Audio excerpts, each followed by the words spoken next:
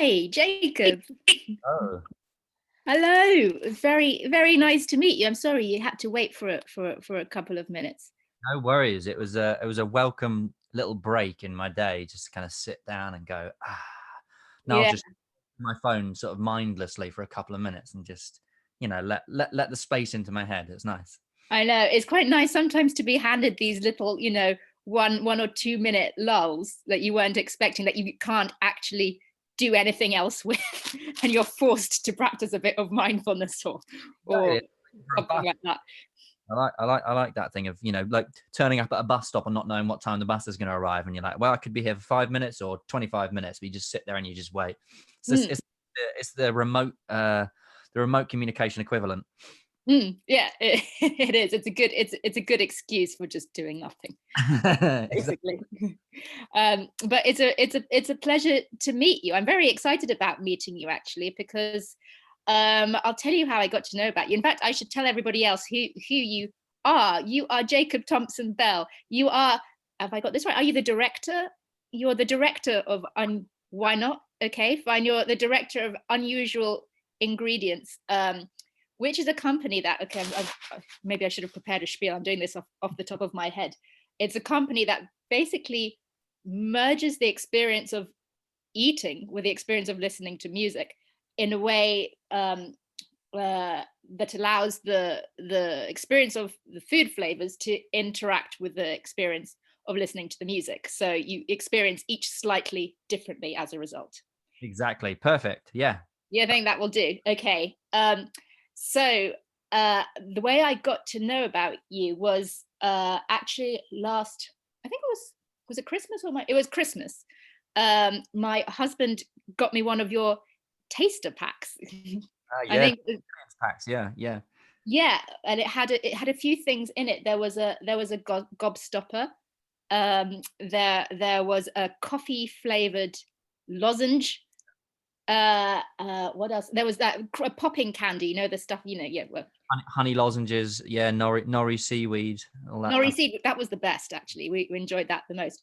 And there was also a soundtrack which we could download of music, um uh with different tracks to go with each thing you were eating. So the seaweed one had a kind of seascape um soundtrack, and then the honey lozenge one had the sound of bees. of. Yeah. So Yeah. it had a beehive. It was very clever, and it really did affect. I thought it really did affect the way the food tasted. Cool. Um, so yeah, so I thought I've got to talk to these people because you're so well suited to the cusp, which. So this magazine that I have, which is all about the way that different art forms interact with each other Mhm. and what happens when you mix them together. So yeah, so there are all sorts of things I want to ask you. I guess I get an obvious place to start is by asking you how you came up with the idea for unusual ingredients in the first place. Through a slow and long process of sort of trialing and testing different possible ways of combining food and music. So I said I'm kind of one of the directors. So the other people I'm working with, Adam Martin, he's an electronic music producer. He's part of the Nightports duo, and they released through Leaf Label. And also Caroline Hobkinson, who is a food artist and food anthropologist. So you've got kind of different backgrounds for each of us. I'm from a classical background and an experimental arts practice background. So a lot of the stuff that I've done previously is about saying, well, how does sound affect other things or vice versa? So I've done lots of work with graphic scores, for example. How can you draw sound, or how can you go somewhere and then kind of document the experience of being there sonically by drawing a graphic score, kind of transcribing the sounds of the environment, if you like. So I was thinking, okay, how could this principle work in another medium? And Adam and I are both lecturers at the conservatoire in Leeds, and we work together already on other things. And we were talking to each other, and we realized that we both love cooking and love eating, and obviously both love music. And we thought, well, what scope might there be to combine these kinds of things? And so after a few kind of very cursory initial conversations, we thought, well, let's have a look around and see who else is doing anything analogous. and we came across a couple of different things, one of which was the Vegetable Orchestra in Vienna. So we went to meet them. We did a few kind of experiments with them, learnt about their approach to creating music with food, not about food, but with food. And that felt like a kind of very clear way of doing things. It was really fun as well. They're a great ensemble, great bunch of. And they also, when they finished their concerts, don't they eat their instruments? They make a soup, don't they? They do indeed. Yeah. They don't. I think they said that they don't eat the instruments that they've played because they're a bit disgusting by the end of the show. But they make like an extra, all the kind of offcuts from the instruments they put it. Yeah. So we met those guys and we were really excited by what they were doing. But they kind of had their own thing going on. Like they had a really, really clear way of doing things, and we wanted to find something a bit different. And we also got in touch with Caroline. Around about the time that we discovered the Vegetable Orchestra, we're kind of putting out feelers and trying to meet people who are doing this kind of work. And Caroline, we found really inspiring because she has a slightly different way of working. So she is looking at how the perception of food, so like flavor, texture, mouthfeel, all the kind of characteristics that you think of when you're eating, how they can be affected by all of the senses. So through sound, through the color of food, through the way it feels in your hands, all sorts of different kinds of things. And her work ties into like a kind of wider movement called gastrophysics, which is a research discipline all about looking at how does sound, how does color, how does texture in your hands or whatever it is affect what they call gustatory perception. So like the way it tastes, the way it feels in your mouth, the kind of textures, the associations that it brings up. And we thought, well, as musicians, we could come into this and we could create music that affects, or whatever word you want to use, enhances, modulates the experience of that food, of that flavor. And so we've been working with Caroline now for almost 3 years, making loads of different pieces of music and food pairings. And we like to think of them not as background music with food, but as something where those two mediums are kind of on an equal footing. So popping candy, it's just the easiest one to explain because popping candy makes a sound. So you can immediately think, all right, well, maybe that could become part of music.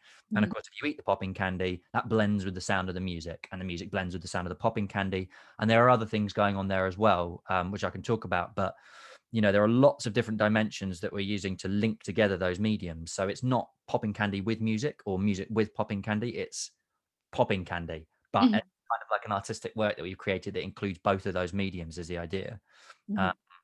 So yeah, it's been a kind of long process of figuring out how this could work, and then finding that maybe for us the most exciting thing is sensation, is the sensory thing, where you're focusing on how it feels to eat or what the experience is like, and then secondarily maybe you're thinking about all the concepts and the kind of surrounding context that go into that. But the first thing is, I'm in a room, I'm eating this, and I'm hearing this. What's it like?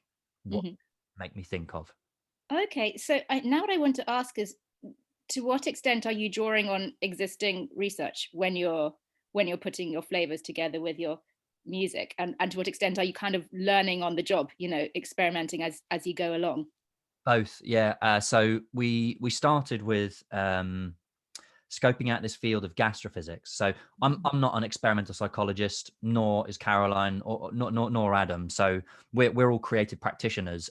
Both Adam and I are have a kind of research practice, but it's not in psychology. So we're kind of interested in looking at gastrophysics because it comes from neuroscience. So it's looking at connections between smelling and tasting and everything else. So the eyes, the ears, and so on.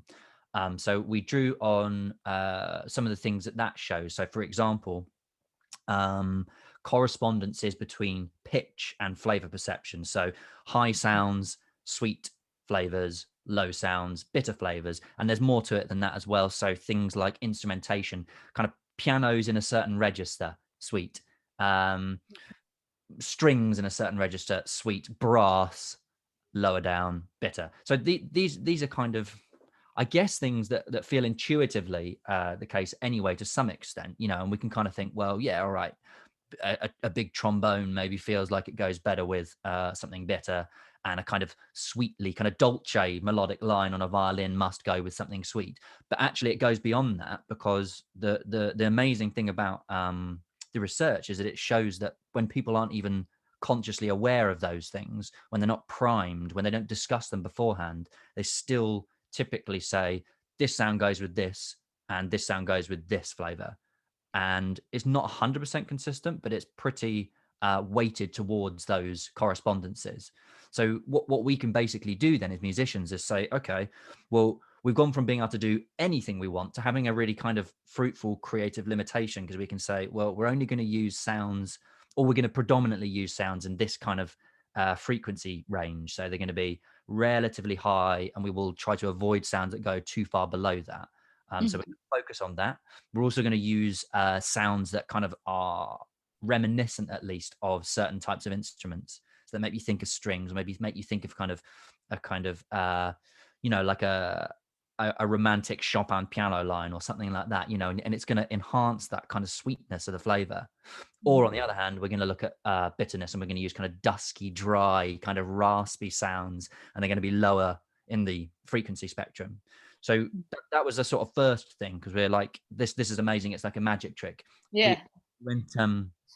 We we created these tracks, and we're like, hopefully this will work. Let's see how we go. Because we were drawing on the research, and we're like, okay, so we can kind of pre-program it. We can do all these kinds of things, and what comes out will hopefully have the desired effect. And we went to North Star Coffee Roasters in Leeds, and these guys are like, professional coffee tasters. They have all this studio in the back, which is like, sealed, and like they don't have smells that come in that could affect things. And they got all special lighting and things, and they all lined up these different coffees, and they're kind of slurping them like that to get the flavors. And we played them our different tracks, and we didn't tell them what they were supposed to do. They just wrote down what they thought, and across the board, all of them had that effect that they said. It brought out sweeter notes, it brought out the kind of fruitiness of different coffees with one track, and then it almost shut that off with the bitter track, which was amazing. It was like a kind of magic trick, at least at the beginning, that we didn't fully understand, but we could do it.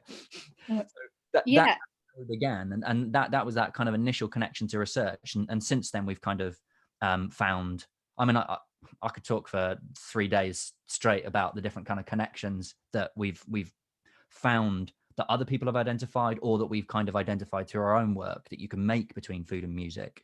But increasingly, I think we become interested in how what we're doing could be a form of research as well, how it might contribute to that kind of field of gastrophysics, as well as all of the kind of fun stuff, like the artistic stuff that we're already doing.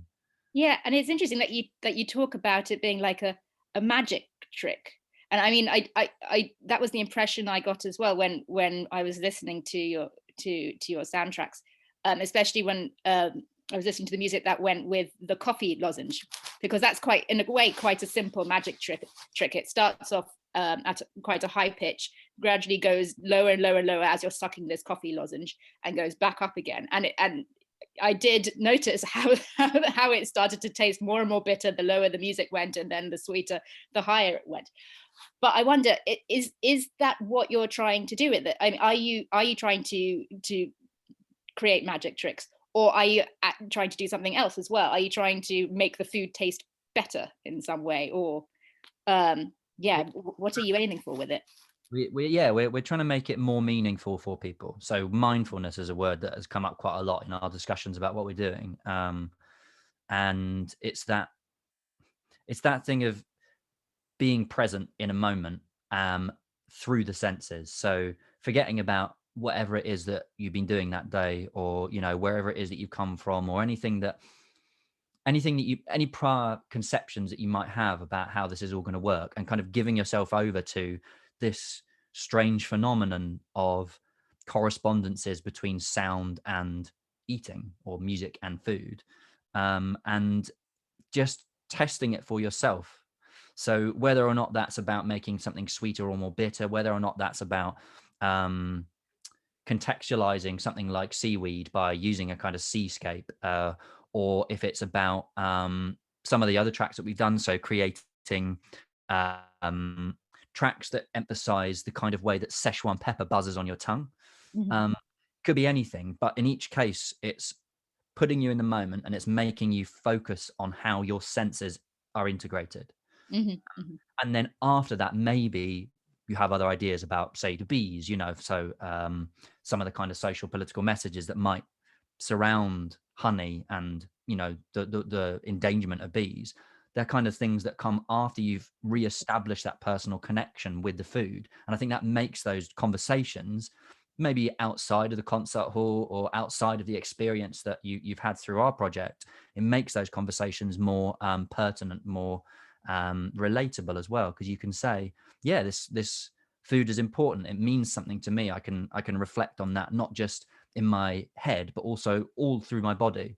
That was important for us, that it's rooting people bodily, if you like, in the moment. And I think that links to a lot of different kind of currents in contemporary arts, And meditation, I mean, it's, linked to mindful walking, yeah, mindful talking. Just focus on what you're doing basically when you're doing it. yeah, exactly. And we wanted it to be fun as well. We wanted it to be, so that the kind of magic trick thing is sort of saying, well, look, actually, yes, this is a very serious topic in some ways, you could say that, but it's also silly, it's also fun, it's also something that is like a magic trick, is saying, come over here and we're going to show you something that you don't expect. And it is the best thing about some of the tracks that are very much those magic trick type tracks is that when you talk to somebody and you say, we're going to play some music that's going to change the way your food tastes, some people are like, yeah, great, love it. And other people are like, come off it. No way, that's not going to happen. What are you talking about? I don't believe that this is going to happen. And if you play them those tracks and you give them food that works with it, it just completely changes their mind, and you see their faces kind of transform as they're experiencing it, and then they're into the project, and you can give them the kind of more nuanced, kind of ambivalent connections that you can create through things like Foley sound, with the bees and with the sea and all those kinds of things. So it's like a hybrid of sound tracking, that you get in TV and film, and kind of more experimental sort of neuroscientific techniques that actually physically affect the way that food tastes. And it's thinking about, it's getting people to think about the connections between those, the connections between the senses, the experience of everyday things. Because that's the other thing that we were kind of mindful of at the beginning, is that we've chosen ingredients that 90% of which are pretty commonplace. We call ourselves unusual ingredients, but the unusual ingredient is the sound. It's the unusual experience of eating those things. You eat a Hall's lozenge, okay, maybe you don't think about it very much. You have a cup of coffee, might not think about that too much. But as soon as you focus your sensory attention on that, it becomes a completely different experience. And that's what I wanted to capture. Yeah, I was just thinking about the ingredients that you use and wondering how many different ingredients you tried while you were putting these packs together, and I'm wondering what didn't make the grade. Yeah. So we did one thing that didn't make the grade, which I still feel wistful about because I liked the track, was we did one for crisps. And we just had this like really full on soundscape. So the idea behind it was to try and emphasize crunch. So there's studies out there that show, for example, that your brain temporarily correlates, it sort of temporarily correlates cues. So if you play somebody the sound of crunching and you give them something to eat, it feels like they're coming from the same source. So you could have a stale crisp, but play a lovely crunch sound and it feels less stale. And also the other way around. Maybe you should suggest this to Walkers and Pringles. Well, it was done. You see, there was a study done actually by a researcher, a gastrophysicist called Charles Spence. It's called the sonic chip. It was done a few years ago now, and he did it with Pringles because they're really homogenous. And he found exactly what I've just said, which is that you can play people's sound of crunching over headphones, and then you can eat the crisp, and it makes it taste more or less stale depending on the amplitude of the crunch. So we were like, okay, how can we take this creatively? We did do some tracks that we felt were more successful with crunching. So we did one with jalapeno pretzel bites, which has crunching sounds in it. But for crisps, what we tried was mixing together environments and sound of the food. So we had crisp crunch, we had the sound of rain. We were using sound on the rain, rain on a tent. I remember my parents-in-law had come over a couple of years ago. We had a little boy, and they come over to meet him, and I had to disappear into the garden because there was a torrential downpour, so I had to put a tent up quickly to just record the sound of rain coming down. So we had all of this kind of content, and we mixed it all together, and we loved the sound of it, and musically we were really excited by it, but it just didn't feel right to eat crisps to it. And Why so, not? because I think we felt that contextually it was sort of over the top. I, I know that sounds sort of silly, but actually, you know, you open up a bag of Walker's crisps or whatever it is, and you eat them, and if you're listening to this like really dark kind of ambient soundscape, it just feels somehow incongruous. And so it just made us reflect on how many different levels these things have to kind of integrate on. You know, if you have something that has that draws on scientific research, it's not enough to just put in, I don't know, let's say the sound of crunch because a study said that that works. That doesn't make a piece of music. That doesn't make an artistic experience. There also has to be something about, you know, all of the kind of less tangible aspects of music have to be brought to bear on that as well. So the mood of it has to be right, you know, however you want to describe that. The sort of harmonic structure of it has to be right. The instrumentation has to be right. And the shape of the track, like the structure of it has to be right. It has to feel like it goes with that experience. So, I mean, Gobstopper, for example, we did one for that, you know, but it's got a kind of really intense sour outer casing, actually, these green Gobstoppers. And then it's got bubblegum in the middle. Well, that was all built around how long it takes to get through the outer casing and then to blow bubbles. So we felt that our crisp track wasn't doing that. And that's why we put it to one side. So it's sitting on my hard drive at the moment. And you know, every now and again, I just think about it and I'm like, maybe we should try and change that. And, I'd quite you know, like to hear it.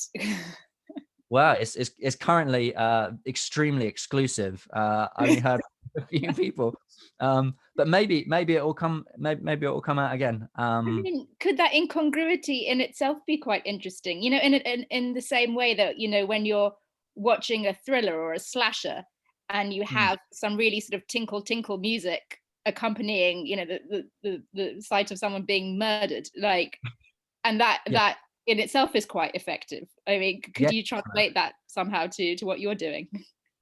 absolutely. Yeah. Well, we've been one of the things that we're doing, kind of alongside all the creative work, is we're writing up all of the things that we're doing into a research paper to try and sort of, you know, join that conversation as well. And we've been exploring an idea called affordances, which is that there's a kind of connection between organisms or human beings and their environment. It's not that you see a cup, it's that the cup actually affords you certain things like drinking, and therefore you notice certain things about it. And of course, I don't know, if a dog was to look at a cup, I suppose it would afford different sorts of things. A cup's not great for sitting on, it's great for drinking. A chair affords sitting, a cup affords drinking. And so we were thinking, how could you apply this to connections between food and music? And so we thought, well, food affords certain kinds of musical expression and certain kinds of musical gestures, and it doesn't afford other things. So popping candy affords different things to seaweed. And one of the ways that we kind of have begun to understand those connections is to think about things that complement and things that conflict. So it can afford complementation or conflicting relationships between food and music. And popping candy, I think, was a good example of something conflicting, where you say, here's a fun childhood treat. It's something that, you know, I think on the packaging there's like a skateboarding wizard, so it's just silly, it's like a bit of fun. But we thought, well, why not make the music really over grandiose, and really kind of, you know, serious, and reference kind of, you know, we're listening to like Wagner and stuff like that, and deliberately kind of trying to find these magical sort of reference points from totally like very, very different contexts to what you might associate with popping candy, and then to deliberately put those together, but mixed with things that are so obviously popping candy, like literally the sound of the crackle and the pop in your mouth, in a bowl. And so to kind of bring together things that feel really close to the food, and things that make you think about the potential distance between the music and the food as well. So yeah, we're definitely interested in that conflict, but I think it has to be underpinned by something that feels close as well to what you're eating, whether that's something about the sounds that are used, or something about the structure of the track, or something else entirely.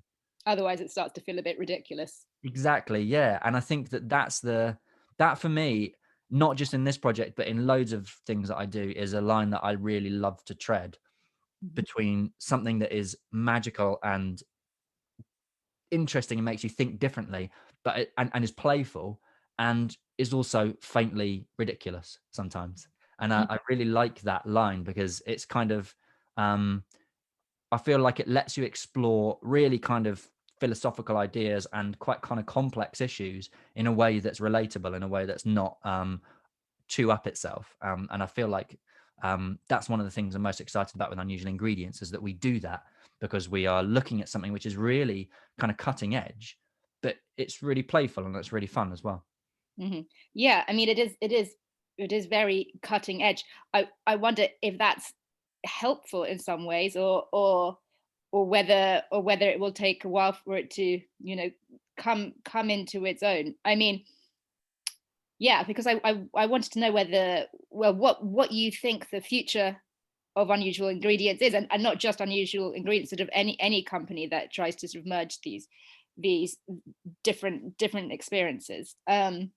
Do you think it's something that will kind of remain a niche, possibly hipster interest, or do you think it potentially has mass appeal? I think it probably will eventually have an increasing mass appeal. I Mhm. think that you already have loads of the kinds of relationships that we're talking about between food and music. If you watch a TV drama and you listen to the music, the same sorts of relationships are being created there in terms of how the music emphasizes the kind of like the dramatic subtext, or picks up on sounds that are happening. Like I was watching something last night, and it's a very tense scene, and the phone rings, and they've like put this massive reverb on the phone, and it kind of has a horrible ringing sound afterwards, and of course it changes the meaning of the drama. So I think those kinds of relationships are already quite mainstream, but applying them to something like food is obviously a bit different. And it's largely but not exclusively happened in kind of fine dining contexts previously. So, Heston Blumenthal in the Fat Duck restaurant, where, you get maybe sounds or maybe very particular kinds of textures or visual displays or projection, even, like light projection that affects the way that you eat. That's a very kind of high end, very niche market. Mhm. And Unusual Ingredients and some other projects as well are kind of moving into what could be potentially, I think, a more mainstream kind of appeal, because they're just more accessible. It doesn't cost so much to get involved, and it's and the ingredients are things you could source yourself if you wanted as well. Mhm. So I think there's a real growing kind of movement towards that, because people want sensory experiences, especially since lockdown.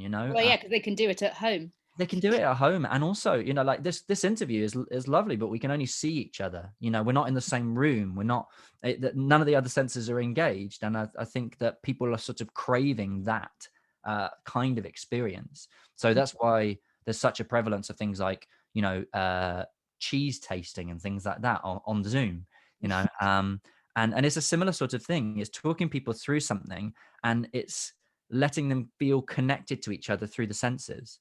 Mhm. When you go on Spotify or whatever and you listen to a track, you kind of have this thought in the back of your head that maybe somebody else somewhere in the world is listening to it as well, or has heard it previously, and it gives you a feeling of connection. And I think it's the same with food, or it can be the same with food, that you feel like you're part of a kind of cultural tradition. You're part of a wider sort of current of things that people do, and that connects you with people around the world that maybe you've never even met and maybe you never will meet.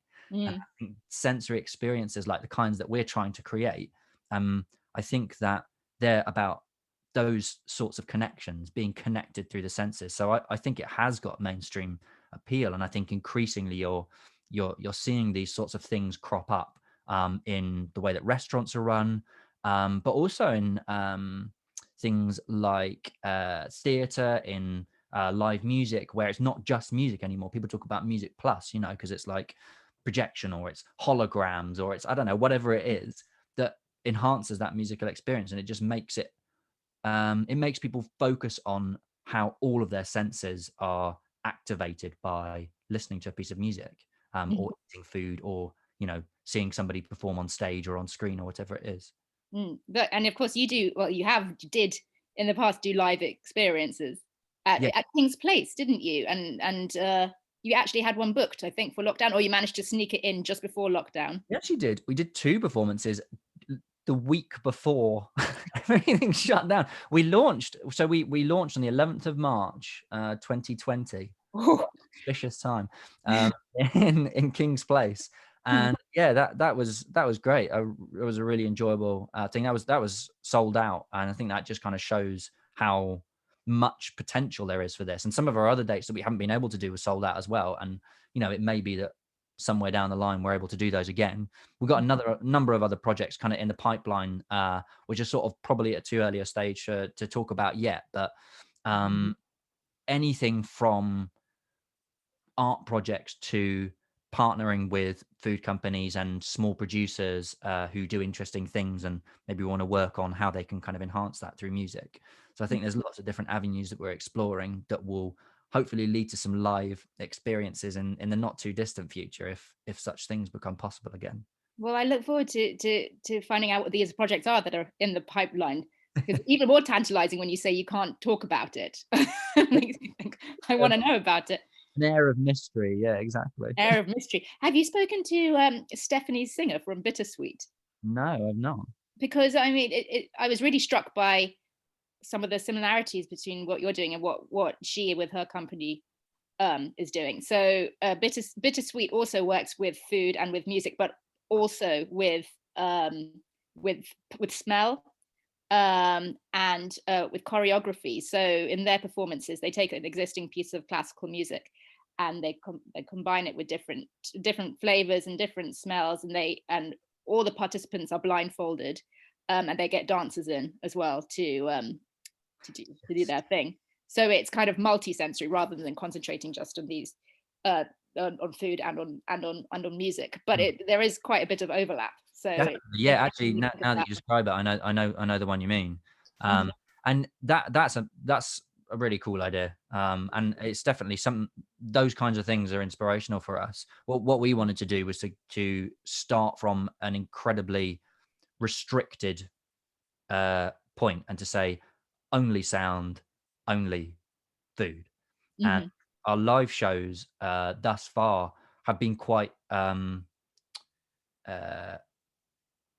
true to that, I suppose. So we've not gone for a massive visual display. We've not gone for lots and lots of people performing live on stage, because we wanted it to be about the performance that happens in people's mouths when they eat, and in their ears when they listen, and not about what I'm doing or what Caroline's doing and what Adam's doing up on stage over there. Because so often, of course, you go to a concert or a gig and you're looking at something that's happening over there. You're not focusing on what's happening right in you. I mean, you are, of course, but it's sort of diluted. Yeah, precisely. And also it's undervalued sometimes. People think that they don't get it, or they think that they should have known more about it, or it's not for them because they've not experienced that kind of thing before. But every possible sensory experience that you could have is valid, if it's yours. And so we wanted to sort of celebrate that diversity of experience through the kind of work that we're making, and make it very much about what's happening for each individual person experiencing that, whether you're 20,000 miles away or whatever it is. I don't know, mate, is the world even that big? However far away it is that you are on Zoom, or whether or not you're in the same room as us or somebody else, each of you is still going to have your own experience. And that's been a bit of a godsend during lockdown as well, because it's meant that actually our concept translates to lots of different remote contexts which we've had to work with, but it also works in that sort of live format. Gosh, well, Jacob, thank you so much for giving up your time to talk to me. I found it so interesting, and I do have a habit of going on, and and it becomes very self-indulgent because I start to realize that I'm really doing this for myself. But I'm going to try and rein myself in here, and say it's been a real pleasure to talk to you. And I hope that I'll be able to see go to some of your live experiences in the future when that kind of thing happens again. And in the meantime, I'll keep an eye out on what you're doing. Thank you so much. It's been great speaking to you. Thank you. It's been really great speaking to you. Take care. Thank you. Thanks a lot. You too. Bye-bye. Bye-bye.